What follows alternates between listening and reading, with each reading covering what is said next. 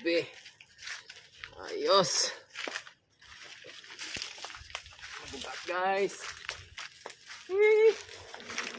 Swerte na po na mahatagan ani guys. Manghatag na po ng ka.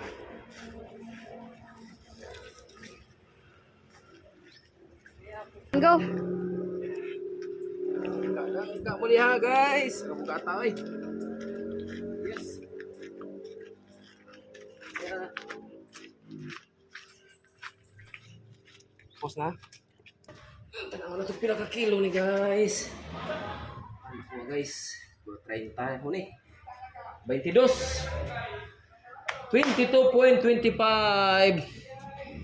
Kita niyo guys. 22.25 kilograms. Okay. Kinsay nakakaroon sa sugod guys. Ato ning batakon nya. Ato ipanghatag ni guys, no? Ato mga amigo. Okay. Ang uban kaunon ang sobra tong ihatag. Okay. Di sa tama maligi aron guys kay first ni ning hinog sa puno.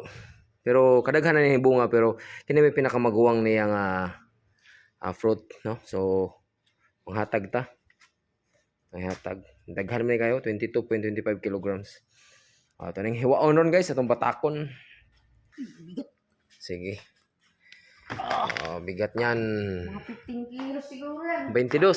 Ay, 22. 22 kilos. Guys, 22 kilos. Panalo. Okay, say ganahan mukaon og dangka. Comment down below. Bye-bye. Mga akong suguron guys, no? Manghatag og nangka. Og sa mga ganahan, comment lang. Kuhit lang. Ahong ibaktas-baktas na yung nangka. Sugod. Bye-bye.